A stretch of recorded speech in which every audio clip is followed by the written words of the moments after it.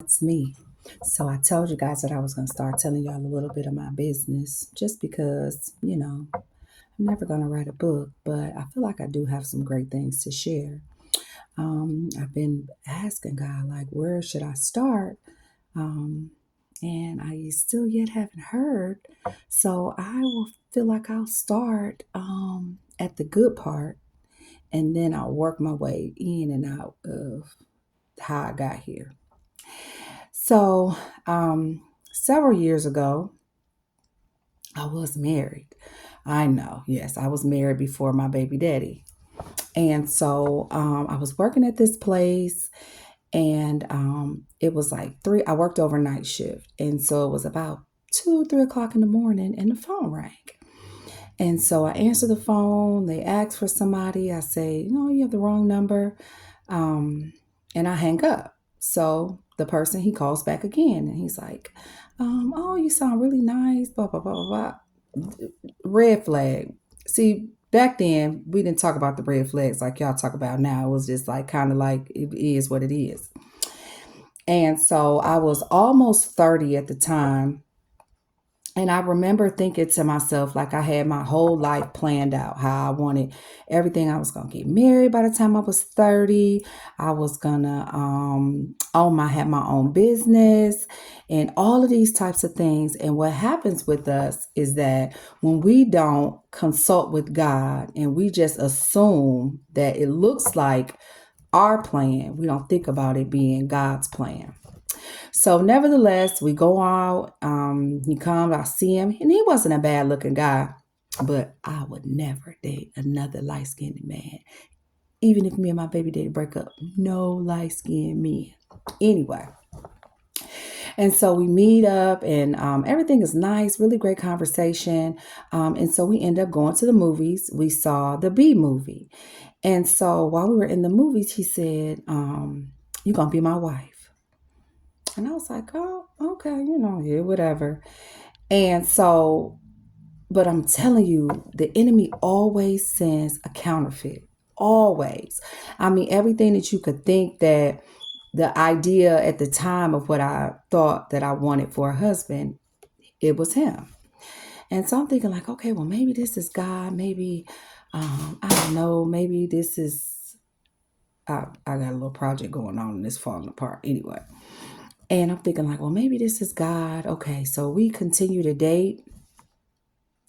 And the very first thing that happened is, and I've never told anybody this, so y'all don't tell nobody else. My grandmother had given me a ruby ring that her father had given her. And one of the rubies fell out of this ring. And so I had it in this porcelain cat. And so one night he came over and I went to sleep, whatever. And then I wake up and he was gone. And so at first I didn't think about it. I didn't think about the ring. I didn't think about it. Was like, I'm like, Dad, where did he go? Like I'm calling his phone. He didn't answer the phone. And I'm like, oh, that's kind of weird. And so I'm talking to him. So he finally calls and I'm talking to him. I'm like, well, what happened? Like, where were you at? This, and the third. Tell me why he tell me that he done fell off and he's using drugs. Drugs? So now I ain't never been around nobody that used drugs, so don't look at me like that. Like, girl, what you mean? Yeah, for real. Like, most thing I knew people did was they drank alcohol and they smoked cigarettes. And I heard of people smoke, a little marijuana, but that wasn't my thing, so I went around them type of people. Anyway, and so I'm like, what? So then he tell me like he smoked crack, and I'm like, crack? Like, who is smoking crack in 2000, right? Well, clearly he was. And so then instantly, I'm not lying to you, I felt this like quiver in my stomach. And I'm like, oh my God, my ring. Why go to my cat and my ring was gone? Now, mind you, before that, I had seen other signs, but I was never in that environment. So I really couldn't pinpoint what was happening. And so there was one time he called me over to his house. I go over there and he's talking about these parasites. And he's like, I got parasites in my toes. You don't see him. You don't see him crawling out. And I'm laughing because like, I think it's funny. So I'm laughing. I'm like, for real? I'm like, oh. And so then I'm like going along with him, like, oh yeah, I see him. Cause I'm thinking he playing too, but he is really serious about these parasites. So not realizing like this is a symptom of paranoia, like when you get high like this. So after that, what you say? I left him alone? Nope. Wish I could say I did, but I didn't. And so then I started to feel sorry for him. And he's like, oh, I got all this stuff going on in my life. And this is why I get high, this and the third. So now the instant savior in me kicks in. And I'm like, oh, I'm going to save him. I'm going to save him. He going to be fine. And then he going to be my husband and all this other kind of stuff. So he was a binger. And anybody that knows anything about drugs and knows anything about binging is where a person can literally be off of dope for 3 to 6 months. And it just takes one incident, one situation that kind of sends them into this spiral where they start to use again. Once they use, they binge for a week, maybe 2 weeks, maybe 3 weeks at the most. They come down, they get themselves together, and it's like nothing has ever happened. And so, like I said, I wasn't used to that type of situation. I had never encountered anything like that before. And so I'm thinking like, okay, well, maybe he is going through some stuff or whatever. He wasn't going through nothing, but that's beside the point. And so we continue to date. I think around Easter time rolls around. He's like, oh, I want to meet your family. I'm going to buy the food. He bought all the groceries for me to cook the food. My family came over. Very charismatic, very kind of just, he was the type of person that you really enjoyed being around. Like he always said all the right things. He always did the right things. Very just, that was who he was. And so my family was like, oh yeah, he's great. Oh, we like him. Oh, and then you tell them they spend some money, honey. They like, yes, he the one. And so that's Easter time. So we're thinking like April, May. He's like, well, I want to get married. I want to marry you. And so we had came down to Columbus, and I seen this cute little ring at this vintage store. And so went and looked at it or whatever, and I went out to the car, and he doubled back, not knowing that he had bought this ring. And so he gives me the ring, like, will you marry me? And I'm like, oh yeah, you know what I'm saying? I'm thinking to myself, like, yeah, but then my God man was like, no, this ain't that. And so, but because again, like I said, we have these ideas of what we want our lives to look like, that we don't compare them or we don't even seek God. And that's one thing that I'm learning. Like, I'm sorry, y'all got some in my eye. That going on with life is that it is very important for us to seek God in everything. And the older I get, the more vigilant I am about seeking God for everything, job, friendships. Should I do this? Should I buy this? And I'm learning that the things that I ask God for, if it's not for me, I'm an adult and I can accept a no. And it's okay. And we ain't gonna always get what we want. Things ain't always gonna look how we want them to look. But this is just what happens. And so moving forward, a couple months go by. August, I look at the calendar and it's like 8808. So I'm like, oh, that would be perfect. Oh, this and the third. Now I done dreamed up it. Girl, now you know you ain't got no business marrying this man at all. At, at all. But I did anyway. And so when I tell you I love my friends, and this is why I really love my friends, and like when I'm a friend, because when I tell you my friends support me no matter what, they supported me through all my foolishness. My friends seen this train wreck coming probably a mile away, but they said nothing. They were supportive. And that's why to this day, I would do anything for my friends, because when I tell you my friends was there for me when I needed them the most, when I was going through this whole horrendous situation. So nevertheless, so the day comes, we've gotten a marriage license. Now he cutting up the whole time. But I'm thinking, okay, I know the word of God says a sanctified wife sanctified her husband. So if I could just marry him, then, the love that God has for me will encompass him and he going to be delivered and saved and set free. It's not like that. That's not how that works. Don't tell nobody though. You have to seek God for yourself. right? Okay, so the day comes, I wake up in the morning. And so it leading up to this moment, like the day before, 2 days before that, people were calling me like, oh, I don't think you should marry him. This is something, business people that I wasn't close to. So, your opinion matters not. And then plus, because of who I am anyway, I'm just going to do what I want to do. So after that, I get another phone call from somebody who was close but not a friend. So we were related through interrelationships or whatever, and she was telling me like, "Oh, this is in the third. You should marry him." Well, I just wanted to let you know. Da da da. So I'm like, okay. I never thought nothing about it, right? I'll tell you this part of the story because it got weird afterwards. But come to find out, she had been sleeping with him for like a couple months. And I'm thinking to myself, like, why did you should have put that in the conversation, in the confession. You wait till 3 years later when we breaking up, divorce and all this, and you want to call and tell somebody that you've been sleeping. Girl, why didn't you say that? That would have been an instant out. But because God is so good to us and God already knew what my end was going to be, this whole thing had to happen, right? Okay, so get up that morning, my stomach is aching and quaking, and I'm trying to figure out every excuse not to get married. We were going to the courthouse, and I'm telling you, my family absolutely love them, hands down. My colors was yellow. Everybody had on yellow. Girl, we done went through this. It's a mess, but they were there to support me. And so I'm like, well, why don't we just wait? Oh, he blew up. He's like, my father took off from work to come and see us get married and blah, blah, blah. So I was like, okay. And I ain't lying to y'all. I said to myself, I said, God, what's the worst that can happen? We just get divorced. Well, when I tell you that when you ask God a question, God gives you the answer within your question. And when I tell you the absolute worst things happened while I was with this individual. So we go on, we get married. We ended up going to the hometown buffet. We was in Cleveland. It's so funny. I should have known it, girl. Don't do it. You got to go to the hometown. But anyway, so we go to the hometown. Baby, when I tell you, this man cut up the whole entire day. Cut up the day, cut up the night, cut up the next day. He went out.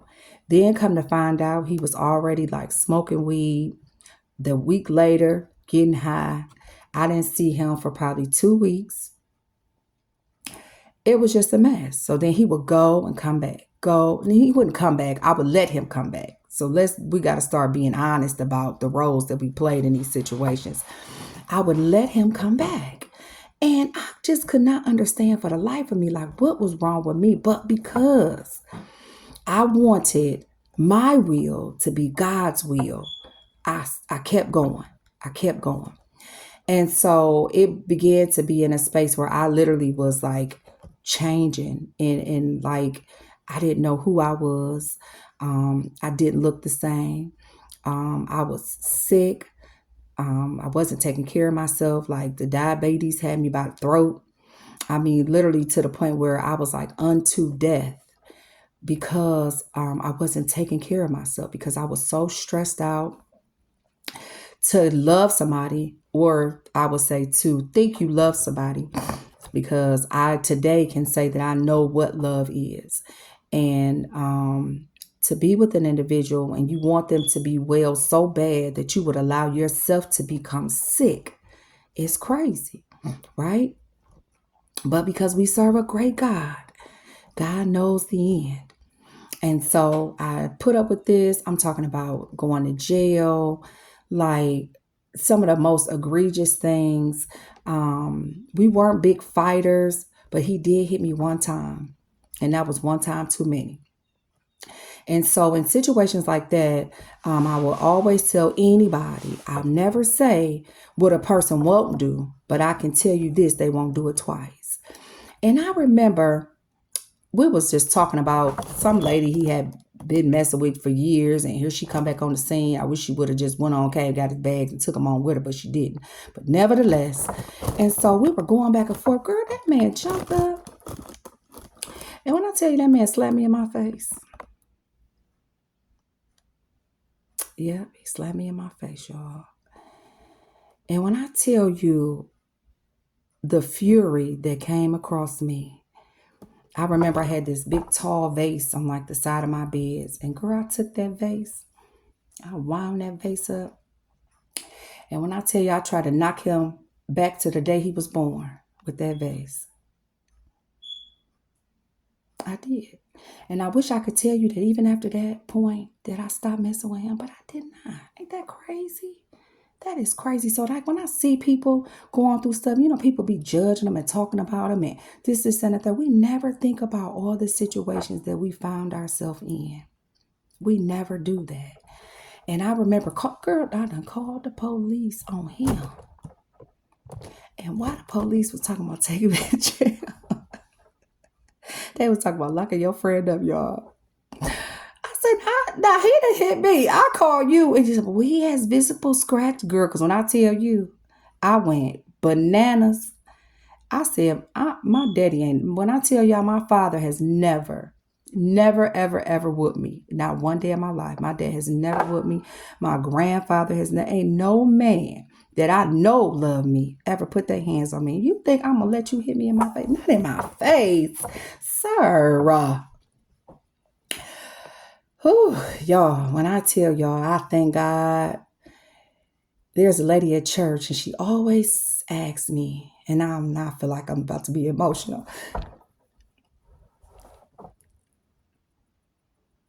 And that lady always asks me why I'm smiling. Because people just don't be knowing half of your story.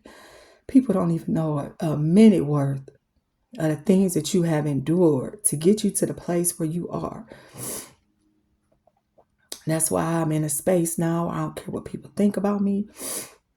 I really don't. I don't think about it at all. I do what God tell me to do. I allow God to lead me. I'm a genuinely good person. And it took me a long time to get to that space where I felt like I was a good person. And I felt like I was worthy and deserving of the things that happened to me. I stayed with him for 3 years. 3 years back and forth. He got shot like 7 times. And just in and it was just a mess. I move, then I let him come where I'm at. Move, let him come where I'm at. Like, this is crazy. And it wasn't until where I was down to absolutely nothing. I had went back to beauty school to get my cosmetology license. I was already licensed as a nail tech. And I went back to school to get my cosmetology license. And he ended up going to jail. And in that moment, that's what freed me. Was God was able to remove him from me long enough for me to get my sanity back. I would go to Al-Anon meetings. And for those that don't know what Al-Anon is, it's a place for people who live with drug addicts and alcoholics. And they focus more so on alcohol, but we know that most of the time with alcohol comes drugs. And I would go to those meetings, and I used to work at a barbershop. And the guys at the barbershop would be like, Miss Q, like, it was so, people don't really tell you how they really, really feel until it's you done. They'll encourage you. And I had this one guy, I cannot remember his name for the life of me, but he would always tell me, he said, people don't realize that when you are with an addict, you almost become an addict. And when he said that to me, it was like a eureka moment. And I'm like, you know what, you're right. Because they sneaking and hiding. And guess what? You sneaking and hiding too. Because you ashamed. You be disappointed. I was very disappointed with myself that I would allow myself to be in that type of space. But God knew that I would be able to share this with somebody, that no matter what you're going through, tomorrow will come. And it's always greater later. And I met this lady, Shelly, and she would cut my hair every week. And she will always just encourage me. And I think about different people in my life that God will send to just encourage you. Even the people that you think are the closest to you, that really know, they don't really know. And I would go to the barbershop and everybody would just be like they saw it, but I couldn't see it. And so once he went to jail, when I tell you the bottom of my life fell out, I ended up not having a place to stay. I always tell people, and I laugh about this. I remember being in my mother's house, and she had a spare bedroom, and it really was for the kids, the grandkids. And here I am, 30 something years old, sleeping on car sheets. Sleeping on car sheets. I worked 2 jobs. When I tell you, I've always been a hustler, always been a grinder. I've always worked. If I wasn't working, I was selling something, I was making something, I was doing something. I did whatever I had to do to take care of myself. I had a car. When I tell you, for somebody to repossess your car twice, the same car twice, is crazy. But I'm telling you, it's not until you come out and you look back and you realize that you made it. That you made it. So that's just a tidbit of who I am, where I come from, why I smile, why I love people like I do, why I do anything for anybody. Because I'm telling you, it was certain people that blessed me in my life, that was there for me, that encouraged me through just, it could have just been words. It could have just been listening. And they didn't really tell nobody about what was going on, but they knew something. My countenance changed on my face. Just even how I looked. Like, I look back at some of my photos and I literally can see like the struggle. I really can see that. But it's almost time for me to go get my baby. And I know y'all wondering, oh, well, whatever happened to him? Y'all just got to stay tuned and I'll tell y'all some more. So have an amazing day. No matter what you're going through today, just know that God is able to change all things. God tells us in his word, you have to seek ye first the kingdom and his righteousness, and all these things shall be added unto you. Continue to seek God. Continue to pray and wait for an answer. And it's coming. I love you guys, and I'll talk to you soon.